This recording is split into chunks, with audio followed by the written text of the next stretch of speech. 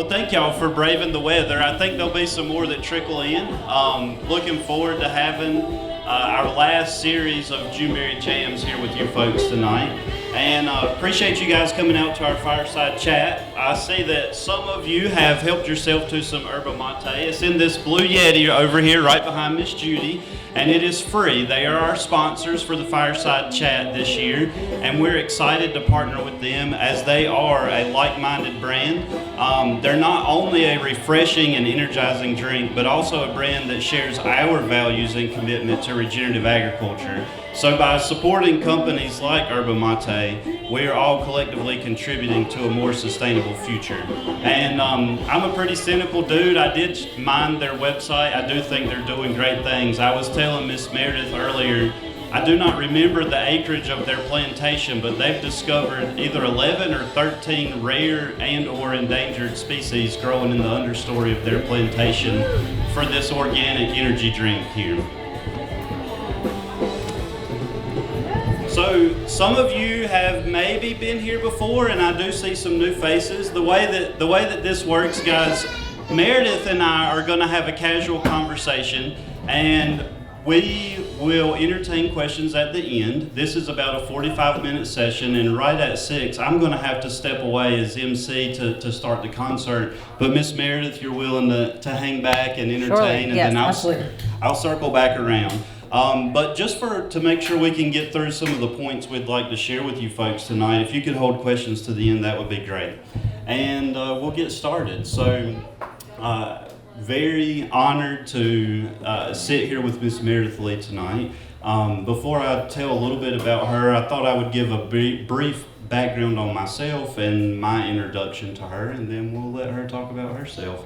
So my name is Ashton Thompson. I am the Chief Operations Officer here at Juneberry. I've been here for 10 years. My background is originally in horticulture, and I was passionate about aquaponics for a very long time in my life, still very passionate about it. Been infatuated with sustainable food for about 15 years.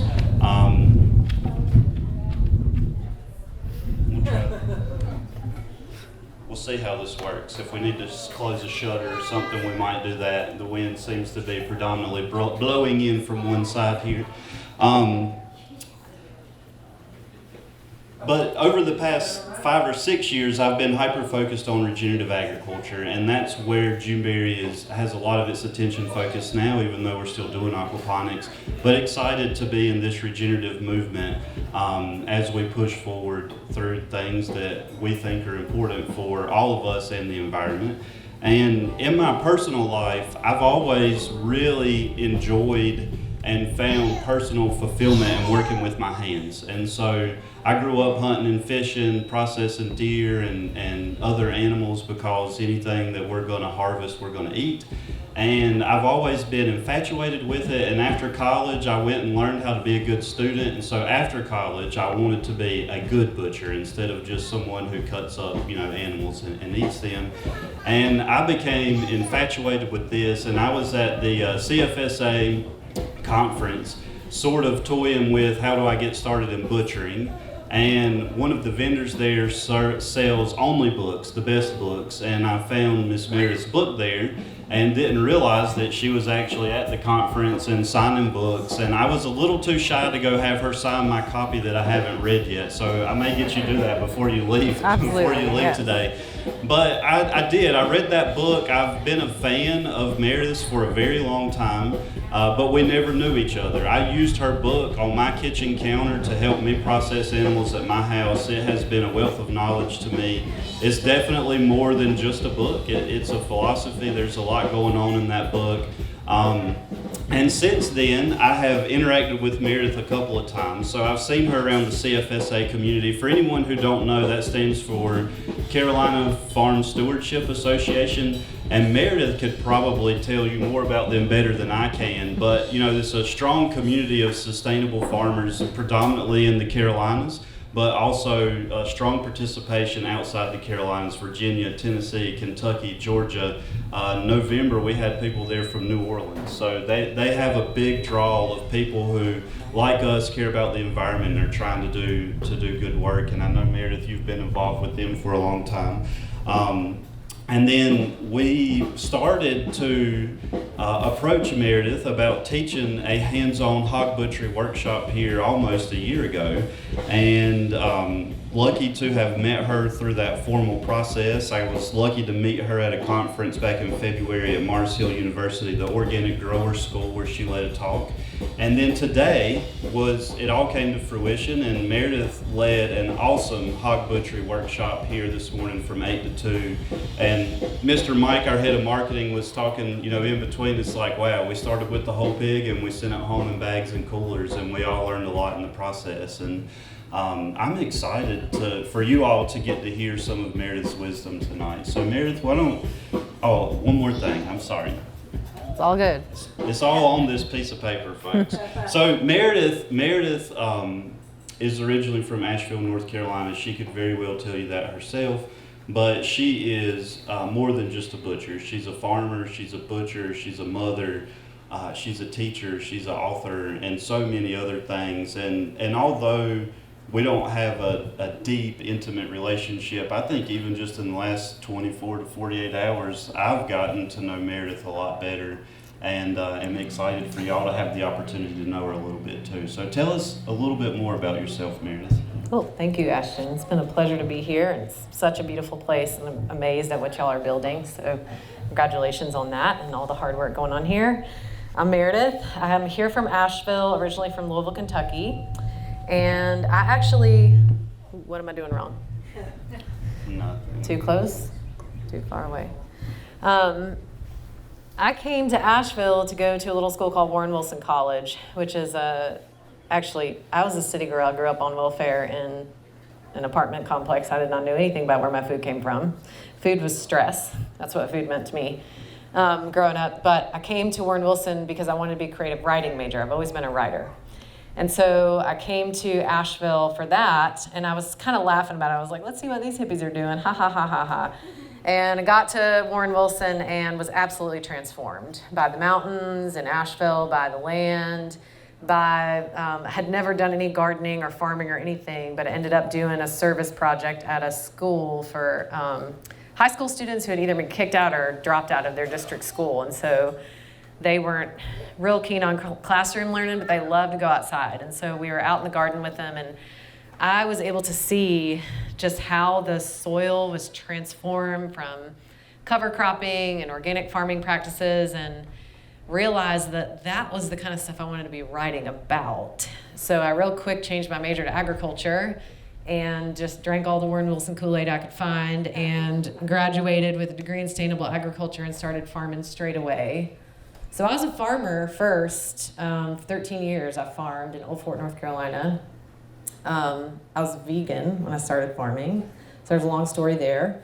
But basically ended up losing my land and my butcher shop in a divorce. And after that, I thought, how am I going to put all this knowledge to use? And so basically, ever since that moment, I have just sought to be an advocate. So I wrote the Ethical Meat Handbook right after I had sort of left my farm, left my butcher shop and restaurant, and really was trying to, my work for the last 10 years has been to tell the story of farming, that it isn't, all butterflies and rainbows. It's very hard what folks are trying to do to decentralize the food system, clean up the food that we have available to us, and kind of restore some of the freedoms that we have as people to feed ourselves, and our connections to each other in the land. So it's very important to me what Juneberry is doing, and I'm very excited to be here. Thanks, Meredith. So you mentioned your book, and I mentioned your book, but tell us a little bit about what ethical meat is and what it means to you, and why it's so important to all of us. Well, how long do you have? Till 6. Yeah. Good answer. So in short, ethical meat is a good life, a good death, a good butcher, and a good cook. And I think that sounds really short and sweet, but we could go on for days about each one of those points. And I think the biggest thing for me when I put the book together was realizing that, we've been taught to take things apart in order to understand the way they work, but that's not the language of nature. And so if we want to learn how to make systems that actually work for the land, for animals, and for people, we have to look at the whole picture, right, from start to finish. And that means when we think about our meat, we have to look at the entire supply chain. We have to look at the life of the animal, the death of the animal, the way it's cut and treated post-production, and also the way that we're treating it in our home kitchens, in order to really fully kind of understand all the things that have to happen in order for us to get honest meat back on our plate, right? It's not just the responsibility of farmers, but right now the greatest weight of the job is laying on the shoulders of farmers. So the book was really meant to, what I like to say is take a 300,000 foot view of the whole supply chain and really try to educate and empower people to really just start participating more. And that is harder than you would think, because meat is one of the most controversial aspects of the food system. So it has evoked some very, very interesting learnings for me, and powerful, I would say almost spiritual, realizations about our interconnectedness, to the land, to animals, even the animals that we eat. So it's kind of about integrity, I guess. You asked me to define it, but it's about bringing intention and integrity to every step of the supply chain. Thank you, Meredith. She said something in there, and I hope that Joe and Malcolm picked up on some of that. Did y'all pick up on that, guys? I'm picking on these are interns that are here for the summer with us, also in sustainable or agroecology programs. We're all like-minded and kindred spirits, but Miss Meredith talked about society spends a lot of time trying to break things apart and study them individually, and how that does not work in nature. And we, Joe and Malcolm and the other interns and I, we just did an 8-day all-intensive course on holistic management. And the first day, the first lecture there is about holism. And it's one of those make you or break you a believer of the program, because it's either too woo-woo for you to participate, or like you're fully indoctrinated, drinking the Kool-Aid, ready to join the cult here, the agri-cult.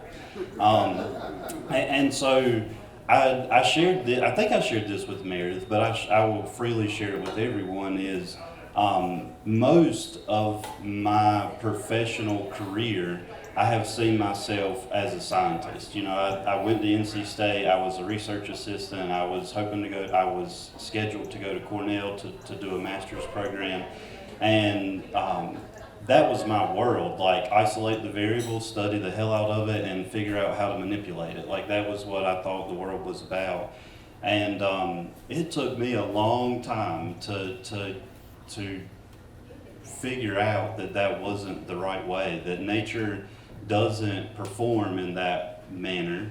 And it was freeing for me. It changed my life, it opened my mind. I have always been reductionist and linear, rows and columns, but to understand that in nature, everything is so interconnected, interdependent, and so dependent on the relationship of the other organisms around it, that when you remove it from that environment, it no longer performs the way that it does in nature. And I couldn't help but to give testimony to holism here. And the thing that's in my notes that I wanted to bring up is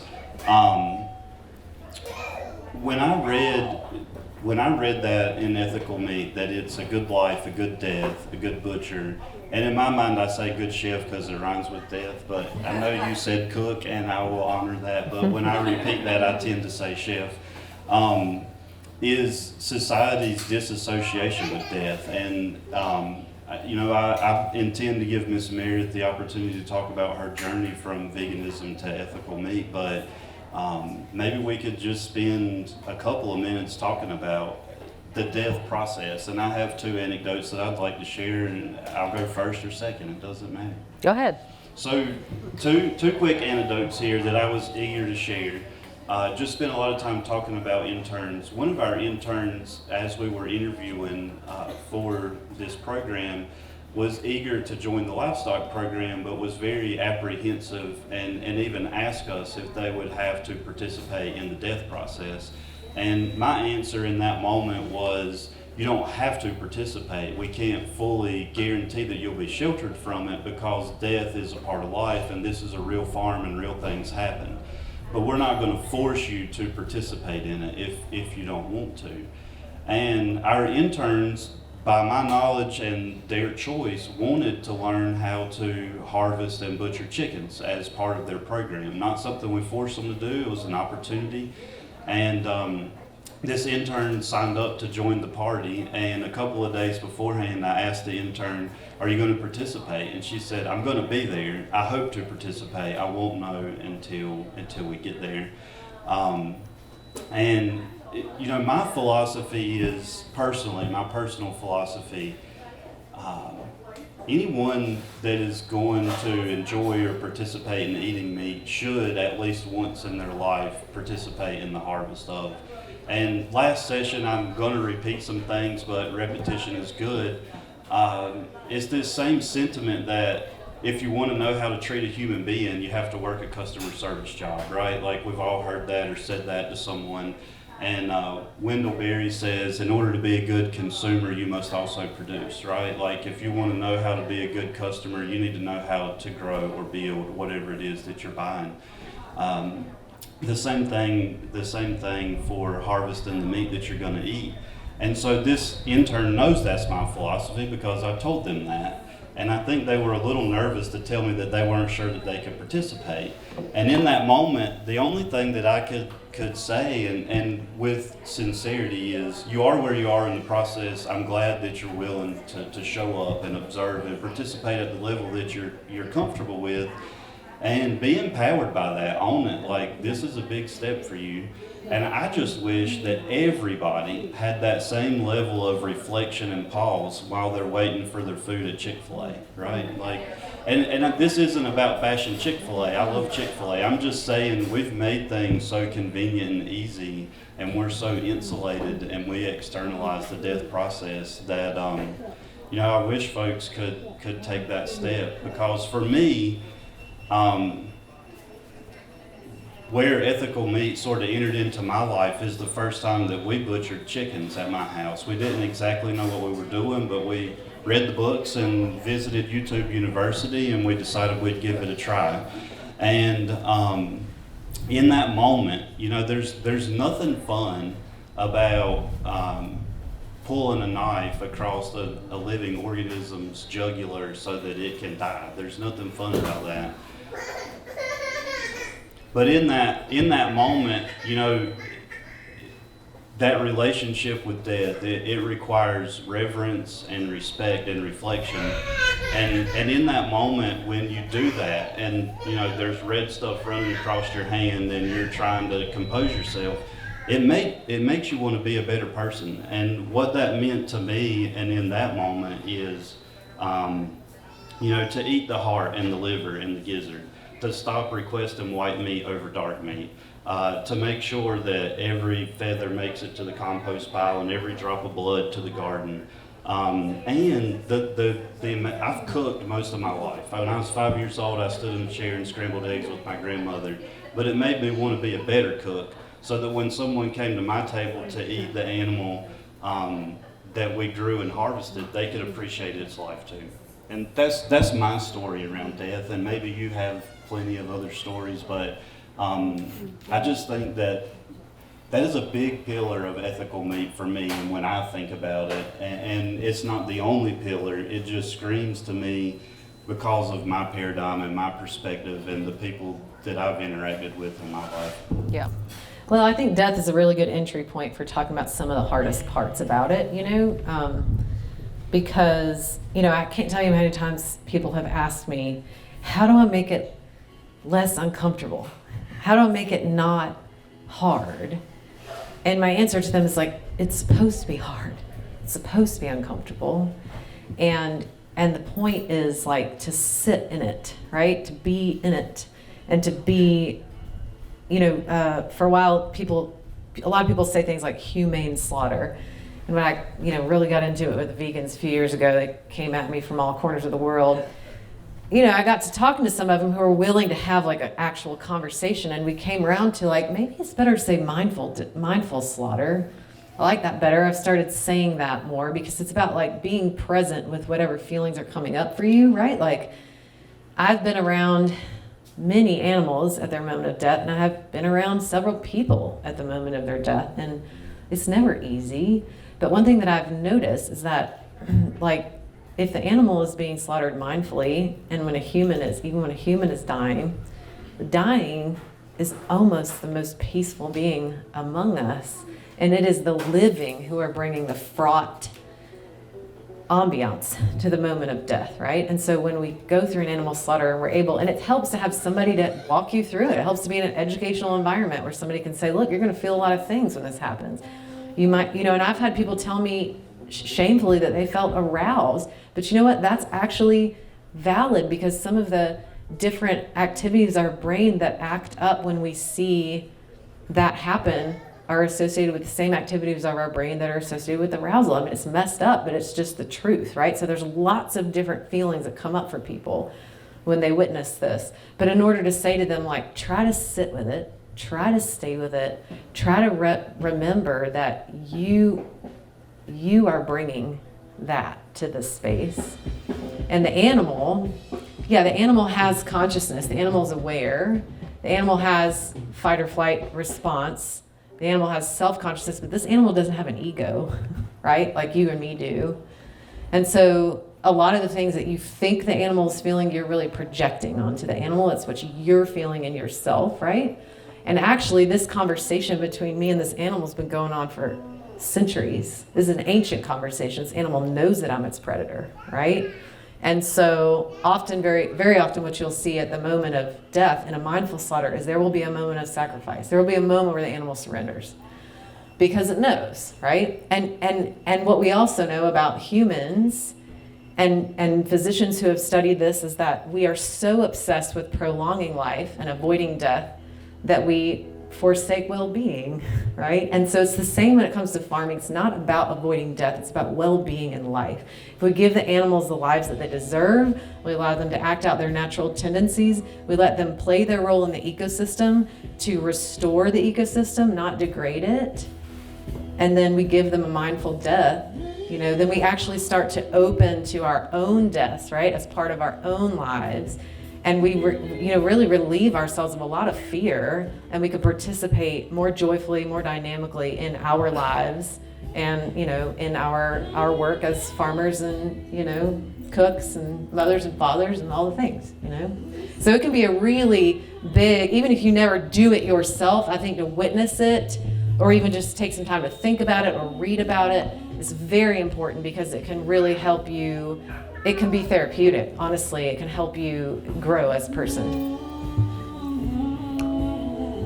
I'm trying to keep this microphone from screaming here. So, thank you, Meredith. I appreciate that. And another thing that I've struggled with in my paradigm, in my context, and the people that I've interacted with in my career is this battle of veganism, right? And so I've struggled with it, and I try really hard not to get too political or too high and mighty, because I'm not fully educated. But what I do understand is that there is a lot of philosophical reason to become a vegan on behalf of the environment and things of that nature, and understanding regenerative agriculture in its pure form, not the marketed, over-marketed form, but in its pure form, sort of makes me feel like if you care so much about the environment, you should be eating the right animals that were managed appropriately. And that's my part of the story, but I think your story is so much better, and even the snippet that you told this morning, for you to be able to expand upon that within your comfort zone. Sure, yeah, and I'm not here to knock veganism. I think it's a perfectly legitimate choice for people to make for themselves. And I was vegan for a long time. I watched a couple PETA videos in high school, and I was politically aggravated and full of empathy for the animals, and thought that I was making a decision that changed the world. I thought it was the most radical thing I could do to make a statement about the way our food was raised or the industrialization of our food system. And so that's how I showed up for a long time, and I was very vocal about it. I was definitely that girl, who was telling everybody it should be vegan, blah, blah, blah, including my brother, my beloved brother, he's a hunter. He uses all parts of the animal, and, fast forward 20 years later, I had to tell him he was right and I was wrong. But that was good. It was good for our relationship.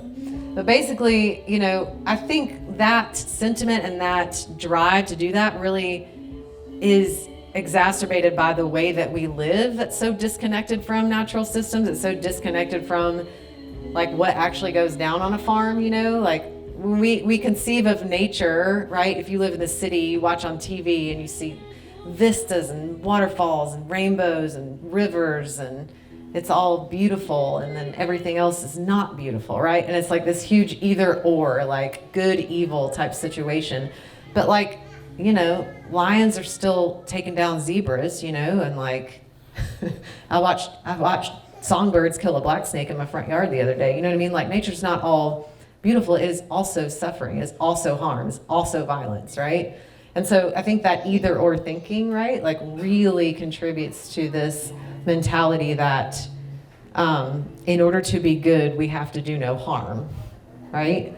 When really the truth is, like, we're all good people and we all do harm a lot, you know what I mean? and I think it's like actually this belief that we're separate from the cycles of nature, which include death, which include harm, that illusion of separateness creates more harm, right? We got opioids, we got sex trafficking, we got all kinds of stuff that comes from the sickness of the mind, that comes from thinking that we're separate from these cycles, right?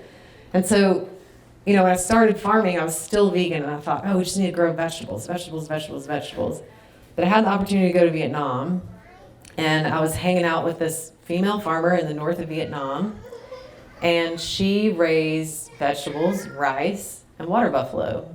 And she had her water buffalo, her kids were riding on it. It was tilling the soil. She was milking it. They were making cheese, they were making yogurt, they were drinking the milk, and then, by the time I left, they were slaughtering the water buffalo and we were eating the meat, right? And in Vietnam, it's a gesture of friendship to put a piece of food in another person's bowl. So when she sat across in her little house with the dirt floor and she put the meat in my bowl, I couldn't really be like, well, I'm vegan. So I ate it. And that was like really the first step that I took into just like thinking about, what am I witnessing here? This full circle farming system where the animal it is loved and it is also killed, right? It is used and it is also, a pet, right? Like all these things, like the both and thinking as opposed to the either or thinking, right? And came back to the US and got some chickens on my farm, mostly for their poop, right? Because I was seeing that purpose that the animal was fulfilling that I had sort of checked out of, like, oh, sure, yeah, just get rid of all the herbivores and everything will be better. But they have a role in the ecosystem, right? And, obviously, once I got chickens, I had to eventually slaughter those chickens. I had to eventually, deal with the meat. And it wasn't until that sort of clicked that I feel like I really woke up to the best kind of farming possible, right? This full system farming, this fully integrated farming where we don't put the animals over here and the vegetables over here, but everything works together as it would in a natural ecosystem. I'm just curious, Meredith. I've always heard, repeated, laughed about, observed this to be true, but we say chickens are the gateway drug to farming. Did you find that to be true in your farm? Definitely, yeah. Chickens for sure. Backyard chickens, very often the first thing. Yeah, because they're just like your gateway drug. They're easy to buy. They're cheap. They're affordable. You can use them really well in different environments. So chickens have always been the gateway drug for farming. One of the things that I read when I was mining your website and re-familiarizing myself with ethical meat is you make the statement on your homepage that ethical meat is based on the premise that those who eat meat have the greatest impact on the lives of the animals compared to those that don't. And I was just curious if you'd be willing to expand on that just a little bit. Sure. Well, I think, I would say that vegetarianism and veganism have had an impact, surely, on the way that people think about food and the way people think about earth systems. But after, what I would say the big wave of that movement in the 1970s, we still have confined animal feeding operations, we still have industrialized meat, right?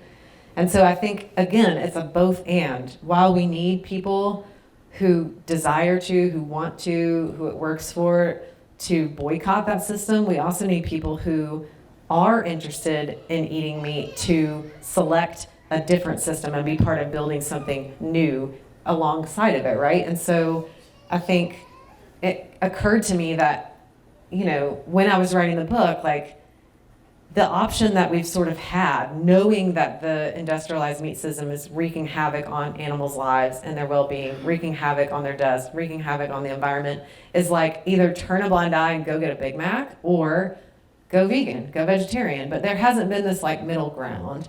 And so the reason I make that statement is because I'd like to press upon people that if you eat meat, you actually have a little bit more skin in the game in terms of giving animals a good life and death than just checking out, right? Because as we know, building new systems requires participation. And if you're eating meat, you're a more participant than someone who isn't. You said something that hit home for me in there where you were talking about we need people that are willing to boycott and riot against, but we also need people that are willing to build systems alongside of. And Daniel Griffith was our first speaker for those veterans who've been here for every opportunity, and he has a program called the Commons Provisions, and he's doing things differently. But what he said to me privately as we were, just shooting the breeze and getting ready for his stint here is the need for parallel systems. And one of the things that we talked about is how as small scale or human scale, whatever the word is, people who are farming with their boots on the ground and their hands in the dirt, what we learned during COVID is as much as we preach and scream and yell and beg, we're not ready for truly local food right now. And there's a lot of work to do to move from centralized agriculture to decentralized agriculture. And one of the things that you said this morning, Ms. Meredith, you weren't talking to me, I had my listening ears on, is, regenerative agriculture teaches us that all we need is to put animals on the ground to fix all of our environmental problems, but that's not the solution. And the comment that I think you made is, who the hell's going to butcher all these animals and take care of them and cook them and enjoy them once they've done their job? And I just assumed you might have something to say about this, but I think it is important if you would like to speak to this topic. Yeah, sure. I mean, I think in general, like, it's very easy for us being products of American culture, reductionist society, to get back into that compartmentalized thinking, like, oh, soil is life, let's build soil with hooves on the ground and dung and urine and all the things, and we know that that is good, right?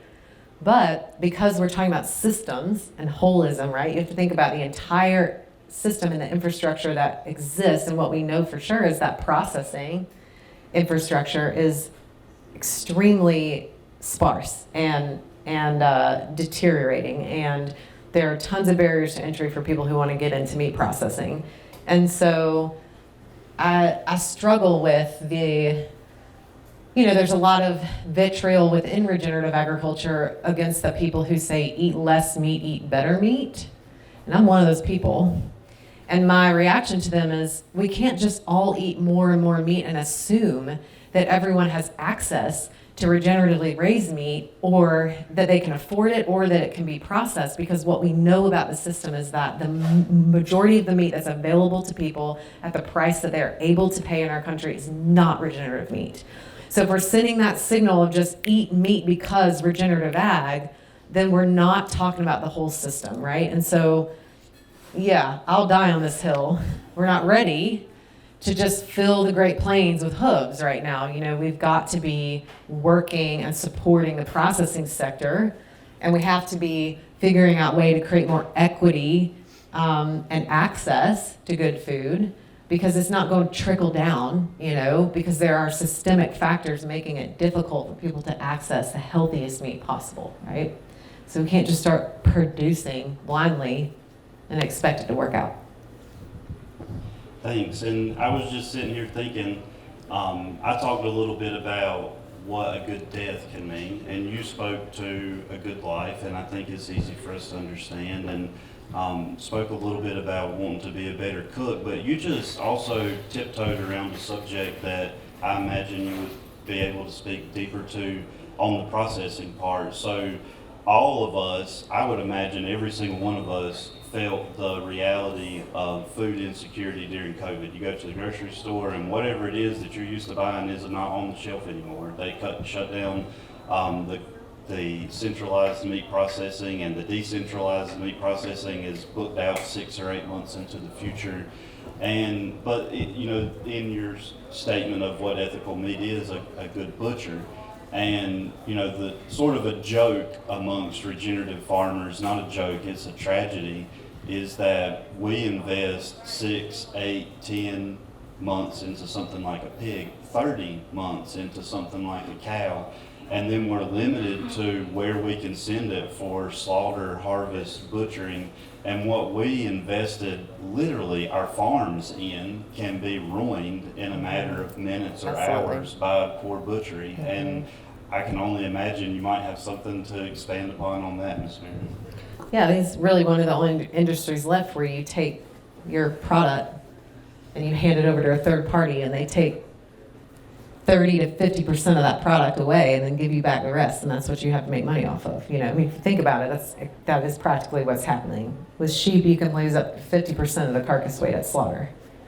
And because of the rendering conglomerate, I mean, I could go on forever about this if you want facts, but the rendering conglomerate is what came in and started taking all the hides, all the intestines, and actually, practically, we waste less meat in the United States through the industrialized system than we do vegetables, nuts, oilseeds, and pulses combined because of the rendering conglomerate. This is a conglomerate of businesses that come and take glands for medicine. They make lipstick, they make shoe polish, they make dynamite, they make all kinds of things out of animal products. But because that's there, less is wasted, but it also means that that product doesn't go back to the farmer, and regulation is built such that that product can't be sold to the regular customer, right? So this is another kind of factoid that helps you see, like, to take that apart again, right? And make it so that every business along that supply chain is making a living. Like, think about how complicated that is. Like, it's taken us 100 or so years to mess that up, right? It's not going to be fixed in 5 years or 10 years, 12 years, probably not in my lifetime, and we are running out of time, in my opinion. Climate change is real.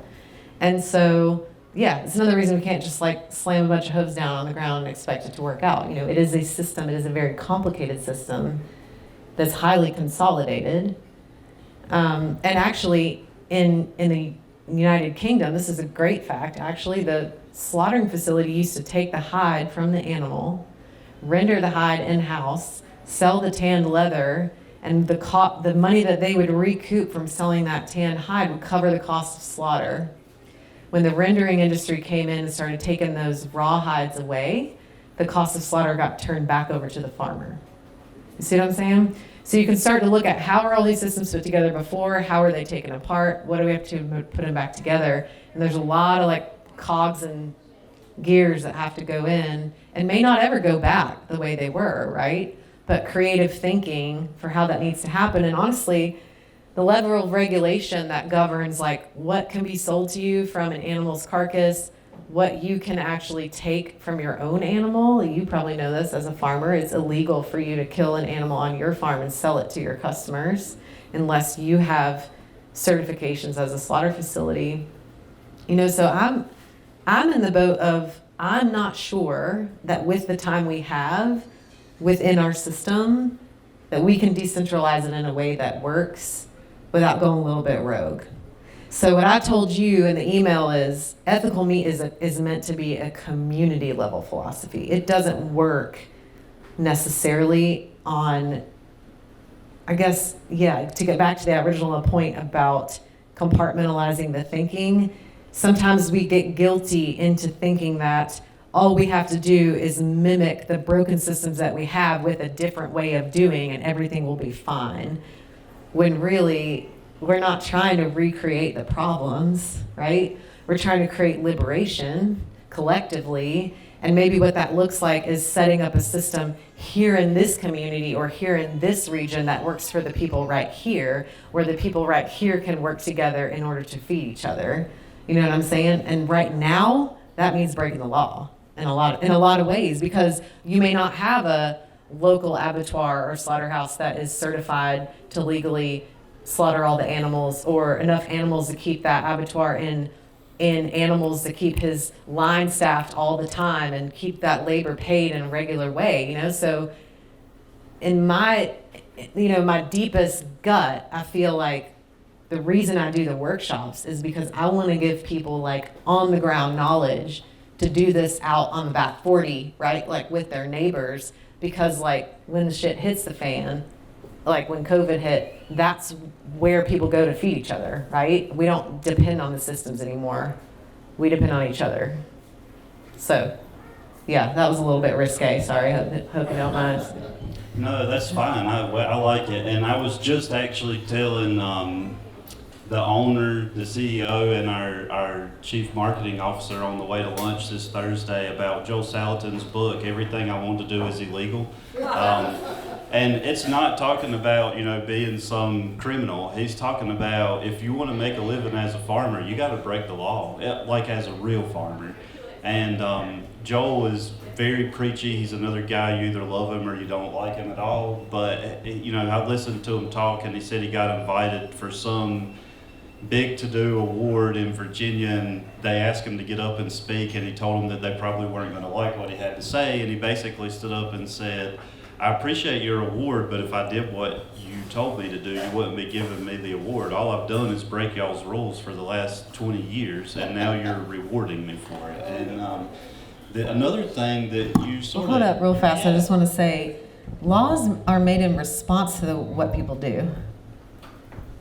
So, you know what I'm saying? So he got an award for doing all the things that nobody thought was cool or right, but that's the way it works, right? Like, we don't get different policies in support of food freedom until we go out and we get food freedom, and then the laws are retroactively.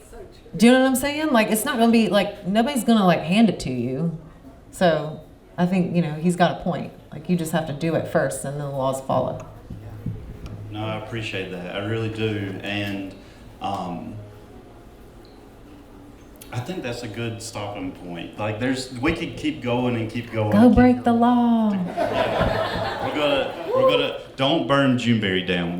We're on your side, okay? Go up the street a little bit. But I always like to close because we have this opportunity to have wisdom imparted to us by these guest speakers. And so, Ms. Meredith, what can all of us do to be a part of the solution, whether we're farmers, consumers, advocates, or otherwise? What can we do? Well, I think the first thing is just stop trying to be perfect, about everything you're doing, because it's all very hard. Like I said, access is an issue, processing is an issue, raising things is an issue, cooking things is an issue. Everybody's busy, everybody's overworked. We live in a system that's oppressive, quite frankly. So I just want to be really clear, like, there's not one thing that everybody can do that's the same thing, because everybody's living in a different context, right? So within the context of your life, what is the one thing that you can do within your 3 feet of influence that still allows you to breathe every day? That's the thing you should do. If it means, okay, what's one protein that my family eats every week? I'm going to commit to buying that protein locally. Or what's one thing that we eat on a regular basis that I can commit to making from scratch? Or what is the one relational thing I can do to go radically support my neighbor who's working really, really hard for these systems while I'm going to an office every day and I feel like I can't do anything, right? There's always one thing, right? And it's just got to be the one little thing that doesn't make you feel like your anxiety is going all the way up and you're bending over backwards to do it. It's just got to fit. And it's just about participating imperfectly, and that's it. That's the one thing you can do. Thank you so much, Ms. Meredith. I appreciate that so much. I appreciate all of you's attention. This was our first year doing fireside chats, and I've been pleasantly surprised and very pleased at the turnout that we've had, the attentiveness that we've had. I appreciate you guys coming here and voting with your butts. You know, I've closed every session by talking about Wendell Berry's quote, every day we all vote with our dollar. So whatever it is that's important to you that you're spending money on, those things are going to continue to proliferate. And so to build off of Miss Meredith's point and to continue my closing, really appreciate all of you voting with your butts and showing us that you care to listen to some of these things that are very important to us. And I know Miss Meredith is going to hang around. I'll circle back around. I'll be floating through that entire afternoon. Would love to get to know you folks, talk about things. And just thank you all for being here. And if you missed the opportunity to grab a yerba mate, get one on the way out, or have another, thank y'all so much. Thanks, y'all.